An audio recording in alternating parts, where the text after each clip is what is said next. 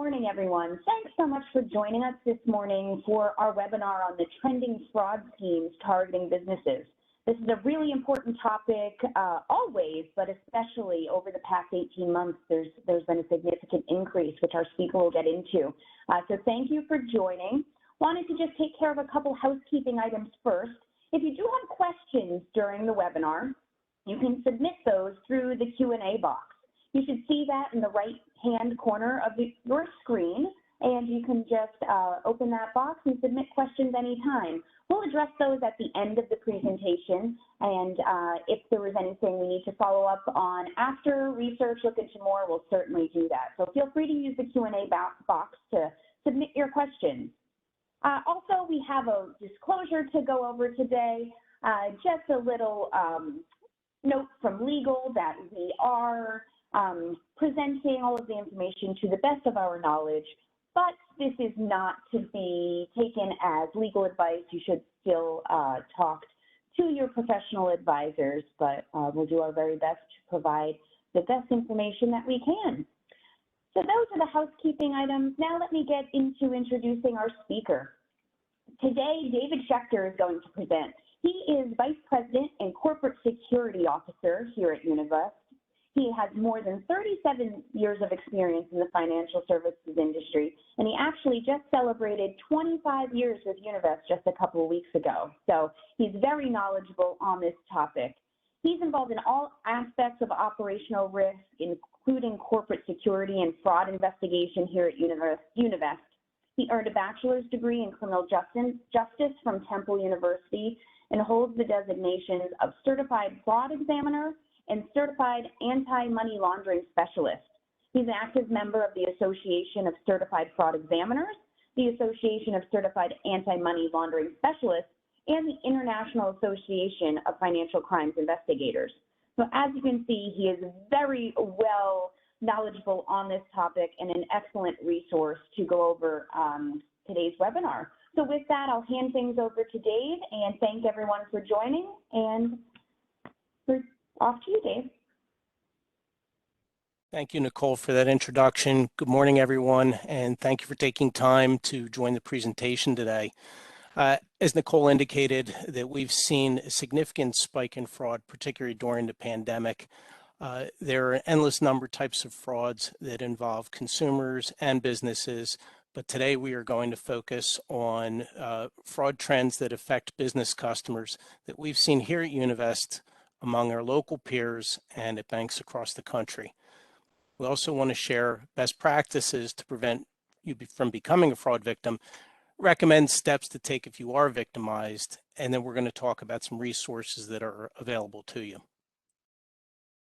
So the trending schemes that we're seeing in no particular order are business email compromise, also commonly referred to as BEC. That leads to ACH and wire transfer fraud, data breaches, and then we're going to talk about counterfeit checks and alterations, and we're also going to get into some theft of mail, which is something that's been a very concerning trend. So what are the risks to your business? Well, loss of money primarily. Many of you on this call operate with tight profit margins. Many of you on this call are operating businesses that have been passed down from generation to generation. This is your livelihood, and this is why you do what you do to provide for your families, to provide for your employees. Fraud can cost you a significant amount of money, and we've seen situations where customers have lost tens of thousands and in some cases hundreds of thousands of dollars to these fraud schemes. Also, concern with your loss of time, the time that it takes to work in-house to figure out how it happened, the customers that might be involved or impacted, making police reports, opening new bank accounts, whatever it may be, it's extremely time consuming, and you have other things that you need to be doing in your business to make your business run and be successful. And then finally, particularly when it comes to data breaches, loss of reputation. Many of you are stewards of customer information. It might be something as social security numbers, but it could be bank account information, financial information, and what are you doing to protect that information? So those are the primary risks to your business. Getting into it, business email compromise, there are many variations of it, and there are several different definitions, but the easiest way to understand it is that it's a scam that targets businesses, not individuals, working with your suppliers and other businesses that regularly do wire transfers or automated clearinghouse, also known as ACH payments. These are sophisticated scams, and they're carried out by fraudsters compromising email accounts through social engineering or computer intrusion techniques to conduct unauthorized transfer of funds. So what all of that really means is that the main vulnerability in this is human beings. There are attempts through social engineering, social media. If you step back for a second and think about LinkedIn, Facebook, all the different avenues of social media, there's a lot of information out there about your personnel, about who does what. So all your company contacts information are widely available to somebody that wants to target your company. The problem is that when these emails come through, they appear that they're coming from the actual mailbox of a vendor, a supplier, somebody that you're doing business with. It makes it very, very difficult to detect. The emails could be coming from somebody where you're expecting an invoice. It could actually come internally and appear that it's coming from one of your company executives or somebody who might be authorized, to have you make a payment on behalf of the company, send money here, send money there. Your best defense is paying attention to things like word choice, semantics, cadence, and we're going to get into that a little bit deeper about specific red flags and things to look for in an email. But you want to look for anything that's out of character for that particular sender. How are some of these scams carried out? Well, in some cases, they spoof an email account or a website. So if you think about it, if any of you get phone calls, it appears at times that it's coming from a known entity. Maybe it's coming from Pico or another company, when really it's a spammed or a spoofed phone number. The same thing can be done with email and make it look actually like it's authentic. Spear phishing emails that are targeted to specific companies, and they're designed to make you reveal some type of information. It could be customer information, it could be trade secrets, payment information. There's a lot of different types of things that can be compromised. And then finally, the use of malware. And this could be something where you would click on a link in an email and could download malicious software onto your computer, which gives the fraudsters access to what's going on. So a fraudster might know who your vendors are. A fraudster might know that you make payments or invoices on a particular day of the month. And that gives them an avenue to try to trick you and get you to induce you to send money fraudulently. The next slide, we're going to talk about this more throughout the presentation, but the Internet Crime Complaint Center, also known as IC3, is an incredible resource. And again, we'll talk more about it, but this is administered and monitored by the FBI. So anything that comes from here, they directly get involved with investigating and looking into and reporting. And one of the things that they do is that they provide various statistics that are available on internet crime. And if you look at the next slide, you'll see that Pennsylvania and New Jersey are in the top 10 states by the number of victims. In fact, in Pennsylvania alone, in 2020, there were 19,000 reported internet crimes to this website alone. Now, keep in mind, these numbers are very deceiving because these are only crimes that are reported to this specific website. When you think about the number of crimes that aren't reported at all, or just reported to local police or another agency, this is a very, very low estimate. The numbers for New Jersey, 15,000 victims. And then when you look at dollar losses, in Pennsylvania, also in the top 10, $109 million in losses, again in 2020, and this is just on internet crimes reported through this particular website. and New Jersey comes in number 12 at 99 million. You look at this next slide, which is just a sample of all the different kind of crimes that are out there based through the internet. You'll notice that business account compromise is far and away the number one crime, and the losses in 2020 were just shy of $1.9 billion. That is an incredible amount of fraud. And what do they do with the business account compromise? Well, the end game is ACH and wire fraud. And this is where we've seen the biggest frustration this year among our customers and where the losses have occurred. Problem with ACH and wires is it's essentially instant money. Once you send that money, it gets to the other institution relatively quickly. A wire transfer in some cases can get to the other institution within an hour or two. And by the time you realize something is wrong, that money is long gone. But they are a favorite target of the fraudsters because of that quick availability. The other thing to understand is what happens to that money once it leaves your computer. It typically goes to money mules, and money mules could be it could be your family, it could be neighbors, it could be anybody that unwittingly falls for these schemes. So some of the consumer schemes are things like romance scams. So you get into an online chat with somebody, you develop a relationship.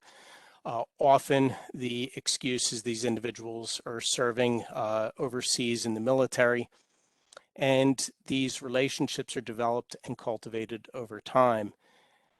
Then one day, this individual says that they're going to be relocated back to the United States. They have an opportunity to settle on a house, and they're going to have some funds wired into your account, and in turn, they need you to wire it somewhere else. So that's just one example of how these work. But these money mules are not criminals. They don't intend to commit crimes. They're unwitting victims. And what happens is these monies pass through a number of different iterations before they end up somewhere overseas. The vast majority of these business email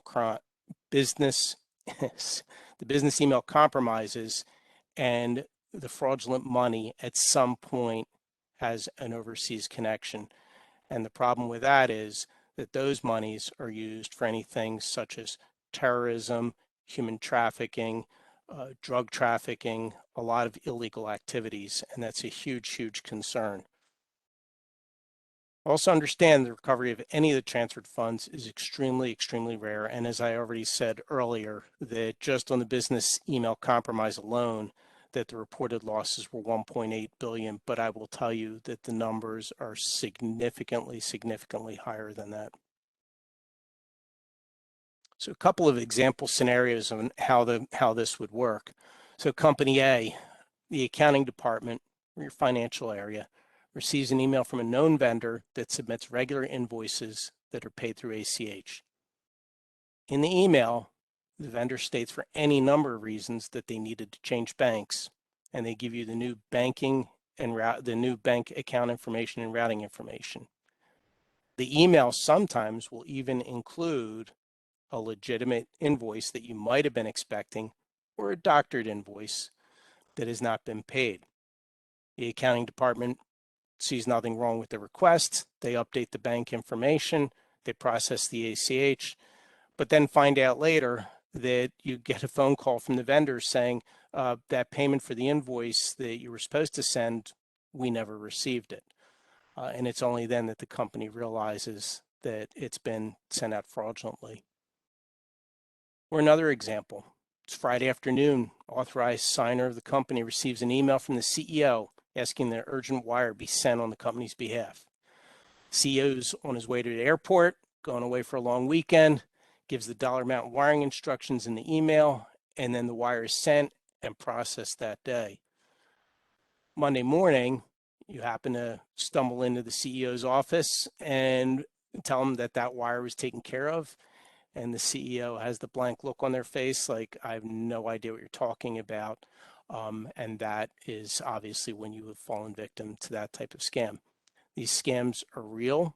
The examples I've given you, we've seen, and there are many others that I could go along with to go along with that. So how do you identify suspicious emails? Well, understand that often they're unsolicited. Legitimate logos can be spoofed. One of the things that Univest has experienced, and you might be aware from our social media posts on our website, that occasionally somebody will pretend that they're from Univest and they will try to trick a customer into doing something. And it could just as easily be your business. So understanding that just because it says it's from Univest or it says it's from your company, that may not be, it may not be legitimate. You also have to understand that there might be attachments and they might want you to open up something that could potentially download malware. You want to look for typographical errors, and this is a huge one.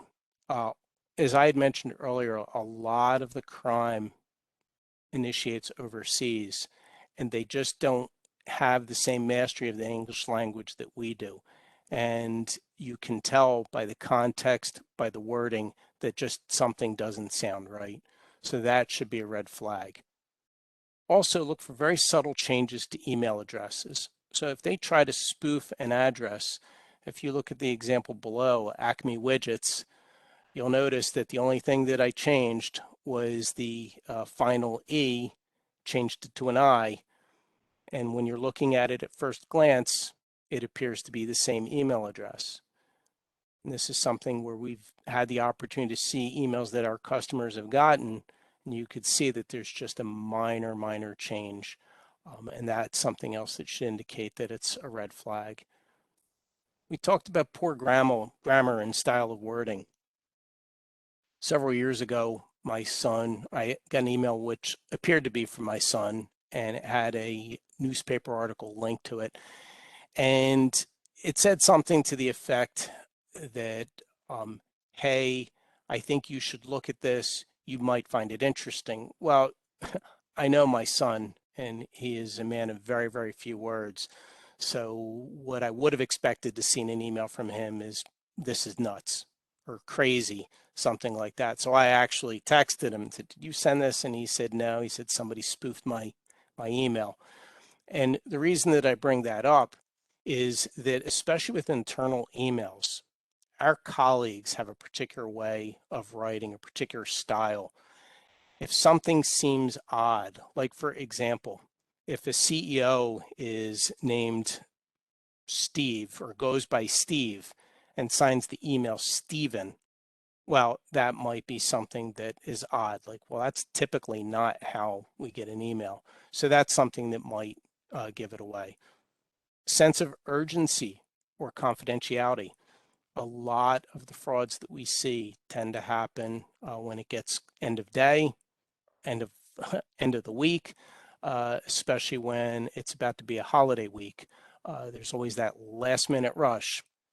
And sometimes the emails will indicate that you're not to share this information with anybody else. It's a confidential deal. So what do you do if you're in a finance department of a company? You get an email from your CEO that says, I need you to wire $150,000 to this company. I need it done today. And you can't tell anybody else because it's a confidential deal. So what do? A lot of employees would just go ahead and send that wire. But one of the things that we're going to talk about in best practices is working with your employees, working with your teams to set up protocols and set up standards for what they're supposed to do in different circumstances.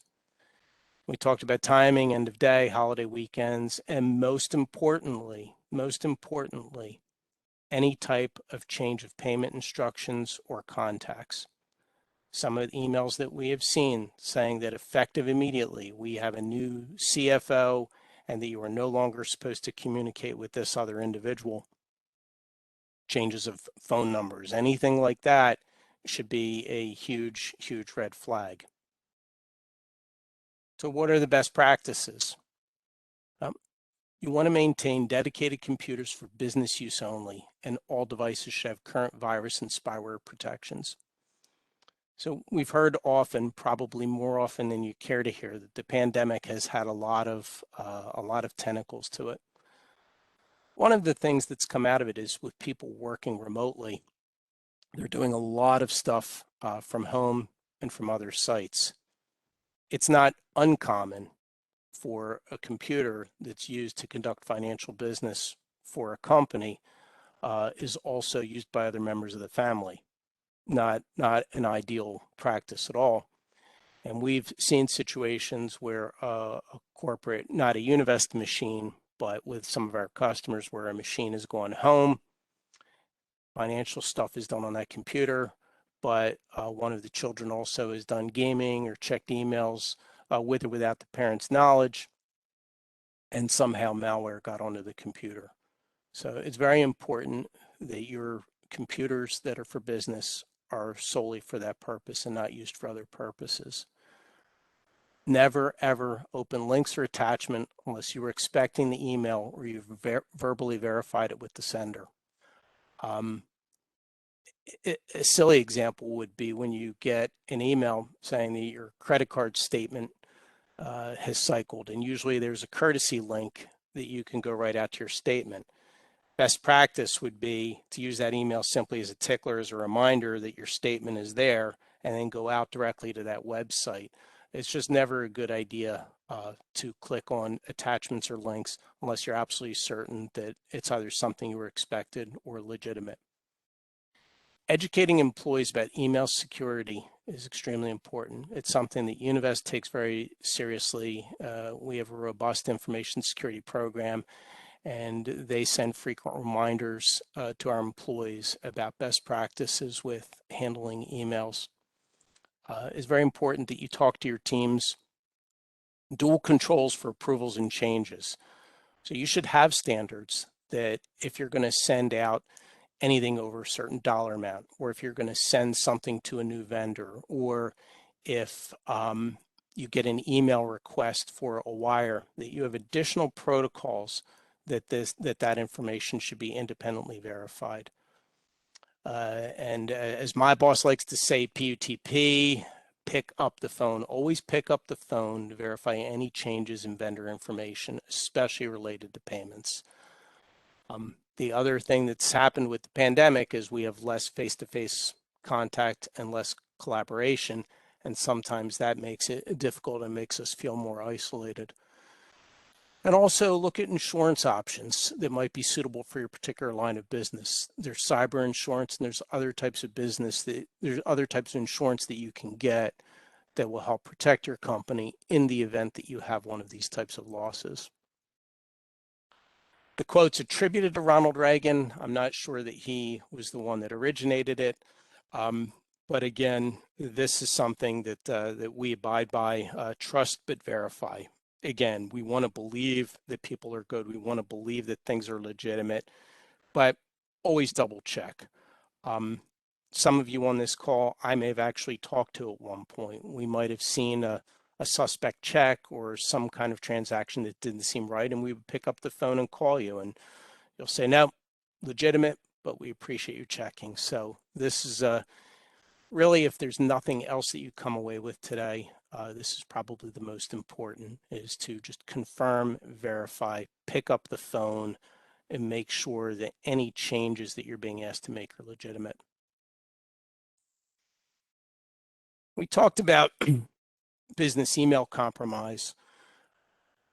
Another issue also involving email is data breaches. What's different about the data breaches is the idea behind them is they want to steal information. It could be trade secrets, it could be your customer information. The goal of fraudsters is to obtain personal, confidential, non-public information, and what they ultimately will do with that information is they will try to sell information on the dark web. So you have seen stories about compromised credit cards, skimming attacks, things like that. Well, what ends up happening with a lot of this information is for relatively cheap, you can go on the dark web and people want to buy stolen credentials or information, they can do so. As we talked before, breaches can occur through social engineering or malware. And again, I cannot emphasize this enough with attachments and links. Unless you know it's from a trusted source and you are expecting it, do not open any attachments without verifying it. In 2020 alone, there were more than 5,500 reported data breaches across the country. I'm not going to name specific companies, but if you've seen the news, you know plenty of the names and the big players, and the cost to these companies in reputation, in dollars, the litigation, just the time that it takes to make everything right. It's huge. Another aspect of this is ransomware and denial of service attacks, and that accounts for 10% of all breaches. Again, I don't want to name specific entities, but there have been some local entities that have been in the news that were victims of ransomware. Essentially, they put they put software on your computer that locks it up, prevents you from accessing or functioning unless you pay a ransom or a fee to get it unlocked. The financial and reputational risk is very, very significant. So with all the email stuff, what do you do if you become a victim? So your Univest relationship manager should always be your point person at Univest. They can put you in contact with the correct people, whether it's our treasury folks, insurance folks, or me. Again, I've been involved in some of these phone calls with customers to try to work through what has happened and figure out what best what our next steps would be. I want to change all email passwords immediately, even if the account is not known to be compromised. Implement multi-factor authentication. Examples of multi-factor authentication are where you'll go on to a website and there'll either be maybe a picture, an image that you have to click on, or maybe a text will go to your cell phone, which will give you a passcode. That's all multi-factor authentication is. And multi-factor authentication could be something as simple as dual control as well. Have somebody else put another pair of eyes on it. Run antivirus and anti-malware scans and repeat that until it's clean. If you do find anything during the scans, if you don't already use IT professionals to handle your network, we certainly suggest that you consult with a qualified information security professional. And if you have the appropriate insurances, you want to notify your insurance company. File a police report. Understand that if your company is victimized and you go to the police, most police departments do not have the ability, the time, or the expertise, quite frankly, to chase down what happened to the money. The value of the police report is that if you do have insurance or if you do need to make a claim, you have to show that you got it on record. If it's an internet-based crime, we recommend strongly that you report it on that ic3.gov. Again, that's the Internet Crime Complaint Center that I referred to earlier. This is the one resource that will go directly to the FBI to report your claim. Over the last 5 years, there have been 2.2 million complaints. And in 2020, of the 2.2 million, it was 800,000 alone were filed in 2020. And again, that's just internet crime. Total losses reported, just reported on that site in 2020, were $4.2 billion. That's $4.2 billion that came out of company profits, maybe affected employees losing their jobs, and the monies end up going overseas to perpetuate crime.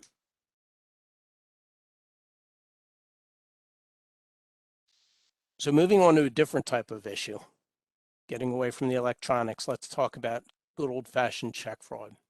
So this is another area where we have seen our customers victimized this year. And again, in talking to peers, other banks, getting trade publications, we know that this continues to be a huge problem. According to a biannual survey released by the American Bankers Association, check fraud and attempts and losses as of 2018 was $15.1 billion. and that was more than double the previous survey in 2016. I haven't seen the 2020 report yet, but I imagine it's going to be even worse. And part of the problem is that check stock is widely available, and fraudsters simply need an image of your check to replicate and send it to unsuspecting money mules. So if you see the picture on the slide, it's Tom Hanks in the movie Catch Me If You Can. Catch Me If You Can was a movie based on the real true life story of a gentleman by the name of Frank Abagnale. He was a prolific check counterfeiter in the 1960s, ultimately went to prison, became a consultant for the FBI, and now he has a private consulting firm. I mean, why not use from the FBI's perspective, even though he's a criminal, he knew what he was doing. I had the opportunity to attend a seminar that he put on several years back. And when we went to the seminar, we signed our name for the attendance, provided our business cards, and listened to his story, his background. We break for lunch. We come back from lunch, and people are starting to walk around and distributing checks to all of us. And here they had a check with my signature, my company logo on it, appeared to be a perfectly legitimate check, and all that was in a lunch hour. And he did that for the 80 plus attendees. So the point is that to counterfeit checks is extremely, extremely easy. And unless your business reconciles their checks daily and watch what's incoming, it can easily go undetected. The problem is that for a bank, any bank, to return that check. So if a check hits your account, came through last night, you log in this morning, you see that that check is there, and you're saying, I don't recognize that check.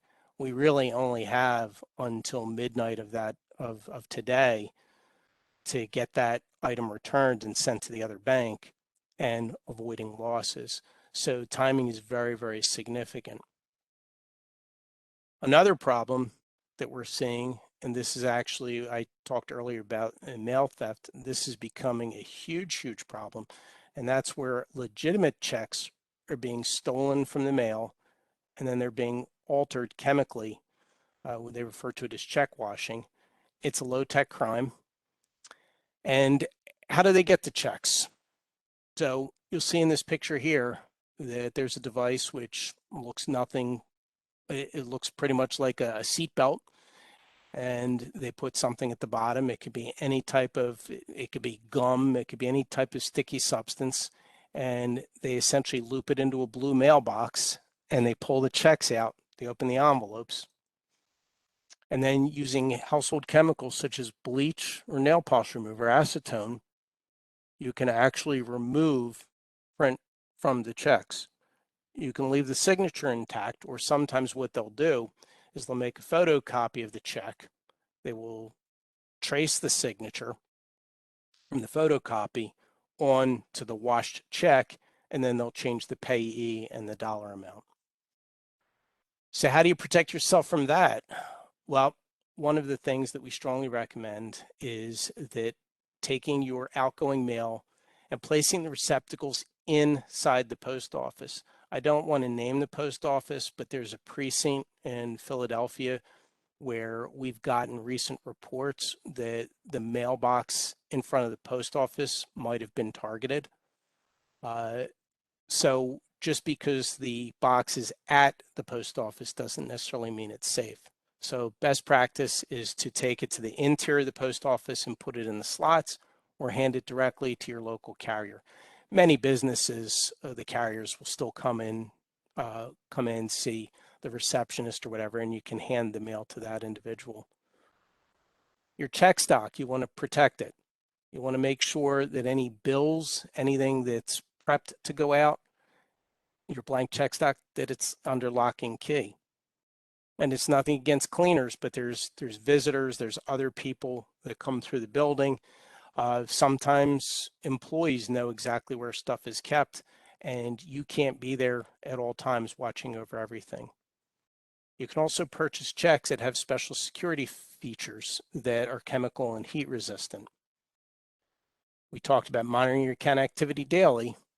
And another option is something called Positive Pay, which is a product that many banks offer, including Univest. The way Positive Pay works, you provide a file on a daily basis of the checks that you have written, the check numbers and the amounts, and then as those checks come in for payment, we verify it. And then if there's any suspect checks, there's a number that we'll call a designated number at your office. And that's a very effective way to stop fraud.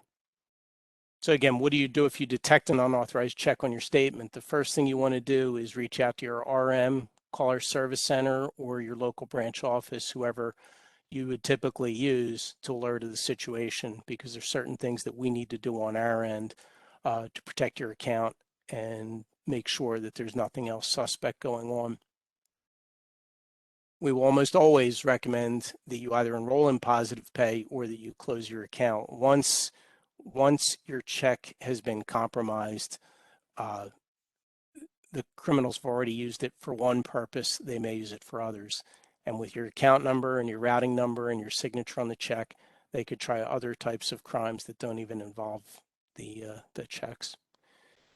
And if you experience a loss, you may want to file a police report or an insurance claim, again, depending on the loss amount. And each organization is different, and you have to determine what comfort level you have with dollar losses. As far as resources for you, we talked about the Internet Crime Center, ic3.gov. This is actually one of my favorite sites. First of all, it's where you would want to report the crime. And when you report your internet-based crime, it's going to give you an opportunity when you submit to print. I strongly recommend that you do it. You get one shot at it, and I believe the website actually alerts you to that fact. You won't get a follow-up email. You won't get any confirmation sent to you in the mail. You have that one opportunity to print it. It's got your case number. And just like a police report, it's a valuable piece of information, because in a situation where you do have insurance coverage, they're going to want to know that you reported it to the authorities. With this, you're actually reporting it right to the FBI. We've had situations where customers have called the FBI field office, and the FBI field office says, well, just go on to ic3.gov. That is the most effective and efficient way of reporting your crime. The Federal Trade Commission. There are numerous resources on the Federal Trade Commission's website, ftc.gov. They go into detail about every scam that I talked about, plus some that we did not discuss. Talk about consumer scams, identity theft, financial privacy, a lot of different resources that should be very valuable for you, your employees. Take time to see what's out there. There's a lot of good stuff. And the other nice thing is all the publications, since it's provided by the government, are free. So you can put posters up you can print posters off for the workplace, for the lunchroom, just so that employees have fraud awareness as top of mind. There's also the Verizon 2021 Data Breach Investigations Report. I provided the link there. Again, this is another great resource. And if you really geek out on statistics and some of the real technical aspects of data breaches, computer intrusions, this is another great resource. And then there's Univest Relationship Manager. We appreciate Univest, your commitment to Univest. We appreciate your business, and we want to be partners to make sure that you're successful. And one of the ways that we want to make sure you're successful is not falling victims to unnecessary frauds. Your relationship manager can point you towards our treasury team if it's something like Positive Pay, our insurance team for cyber insurance and other related products. And of course, there is me, that I'm available, that if you want to talk after the presentation, if something comes to mind, if you need to consult, you can reach out to me directly, or your Univest relationship manager can coordinate that. So at that point, I'll provide my contact information my email address and phone number if anybody wants to reach out to me. But at this time, I'll check with Nicole and see if there's any questions and answers that may have come up that we didn't cover. Thank you, Dave. That was really interesting. It's unfortunate that fraudsters use their skills to, con us, and not for good. But I guess that's the world we live in. A reminder, folks, the Q&A is available. So if you want to send a question in, you just go to that Q&A box, which is in the lower right-hand corner of your screen. There is one, Dave. I don't know how much info you would have on this, but the question is there a cost for positive pay at Univest? Well, the answer is yes, there is a cost for positive pay, but that's a discussion that you'll have with your Univest relationship manager, and they will they'll work through that. But I will tell you that for the cost of it, and I don't know what the figures are, it's well worth it.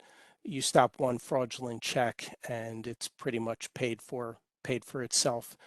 And I know that peers and other banks rely very heavily on positive pay. It is a phenomenal fraud prevention tool. Excellent. And there was a question about if there'll be a copy of the presentation available. Yes, we are recording this webinar today, so we have that recording, and we'll get an email out hopefully by the end of the week with the recording, and also that you, of course, would have access to the slides that we showed. Let's see, one other one that came through. How secure are pre-note ACH payments? That's something I'll have to get an answer for offline. I honestly don't know. Okay. So if we have that contact information, we can get that information out, Nicole, or however you want to best distribute that. Yep. No, I can see who submitted, and we can follow up. All right. Any other questions? Calling once, calling twice. Well, you've got Dave here.